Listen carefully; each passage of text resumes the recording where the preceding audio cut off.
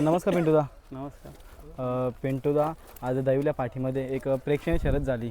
तिकडे पडला राहुलदांचा घरचा साथ आणि इकडे कचरेकरांची किस्मत आणि उंबारीचा वजीर. सुंदरशी लढत झाली. जरा माहिती आहे ना कशी काय शर्यत जमली होती? शहरात म्हणजे आम्ही 3 मैदान रिटर्न आलो होतो. वजीर आपला म्हणजे इथला भिवंडीच्या अड्ड्यापासून आपण रिटर्न आलो आणि त्या दिवशी पण किस्मतचा पायरा होता, पण गाडी काही जमली नाही. आणि आज मग मी बोललो आल्याला याला रोशनला की तू नाव देस, कोणीकडनं फिरवते, आपल्याला खेळायचा आहे आणि खेळ खेळायचा. तर रोशन याने किस्मतवाल्याने नाव दिला आणि शुभमने नाव फिरवला आणि आमची शर्यत एकदम मैत्रीपूर्वक झाली. दादा, बघतो की आपण गाडी मध्ये तरी मागे पळत होती, पण सुताव कुठेतरी ओव्हरटेक केला वजीरने, काय बोला? तो ओव्हरटेकचा भाषाच आहे ना वजीर. कारण बरेचसे लोक बोलत होते की उंबार लेवलला गायब झाल्यात. उंबार लेवलला सहसा गायब होणार नाही, ते गायब करणारे आहेत. ते गायब होणार नाही, पण काही कारणास्तव आमचा बैल बिमार होता. पण बिमारीमध्ये मी त्याला नाही हाकलू शकत, कारण का तो माणूस झाला आणि बैल झाला, त्याला कुठेतरी इजा होती किंवा इजा असल्या कारणाने तो पळत नव्हता. त्यामुळे मी त्याला स्टॉप केलं होतं, थांबवला होता आणि थांबूनशी आता त्याला आज आम्ही हाकलला आणि चांगल्यापैकी त्यांनी चांगला गुलाल अगदी घेऊन दिला. दादा, नक्की काय झालं वजीर आणि किती महिने वजीर म्हणजे आजारी होता?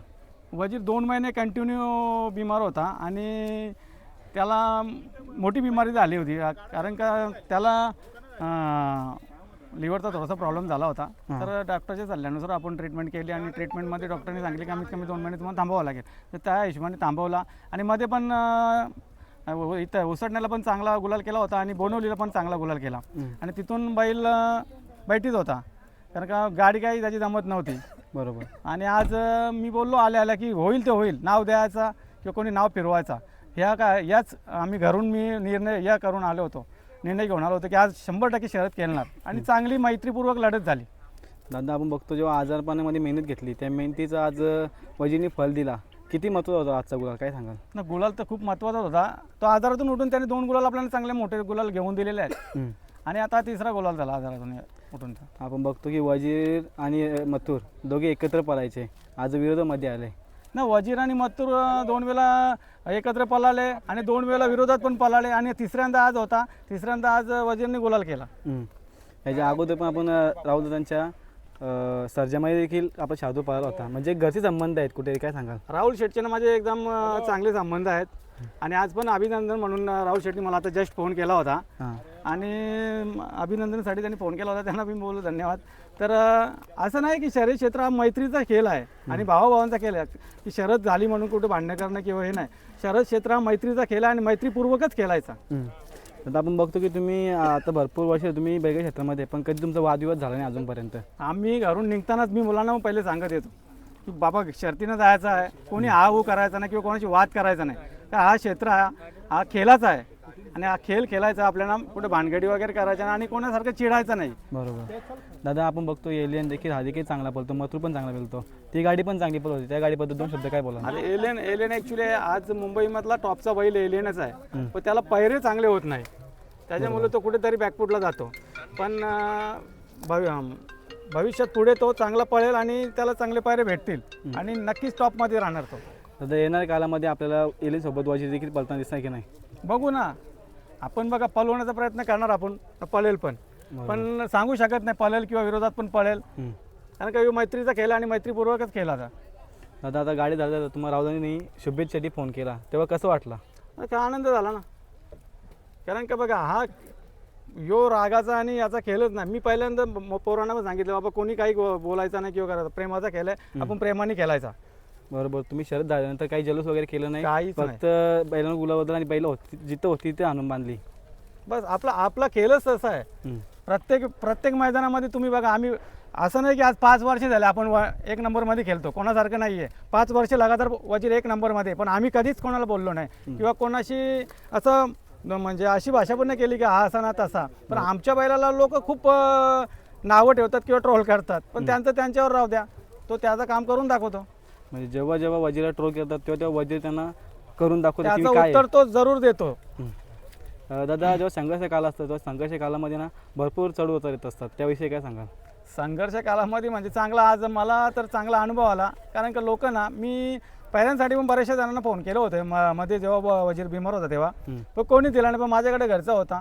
पण ज्यांनी बैल दिला ना आपल्याला त्यांना आपण नक्कीच धन्यवाद देऊ.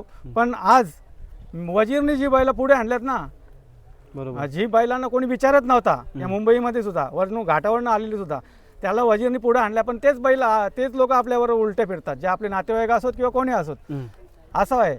म्हणून मी आता वजीर देताना म्हणजे नवीन बैलाला कोणाला पण देताना खूप विचार करणार आहे. कारण की आपण ज्याला पुढे नेतो ना तोच आपल्याला पाठी खेचायला प्रयत्न करतो. म्हणजे आता याच्या पुढे येणार म्हणजे तुझं घरचं साथ देखील पडू शकतो, पण घरचा पैऱ्यामध्ये साज कमी. जरूरच पलताना दिसेल आणि तो मोठा टप्पाच असेल घरच्या साजवर.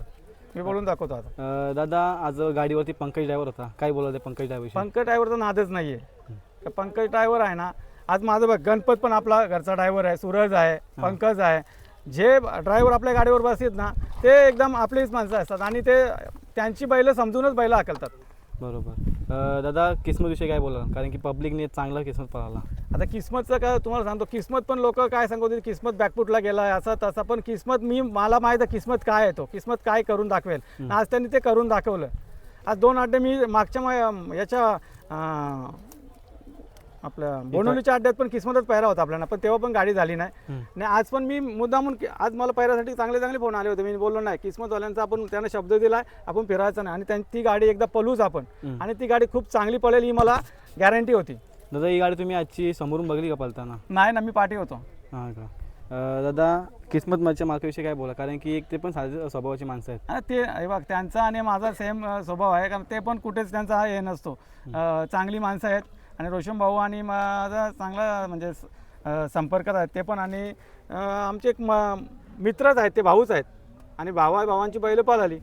दादा येणारा पुढचा नियोजन कसा असेल वजीरचा, काय बोला? हां, येणारा पुढचा नियोजन कसा असेल वजीरचा?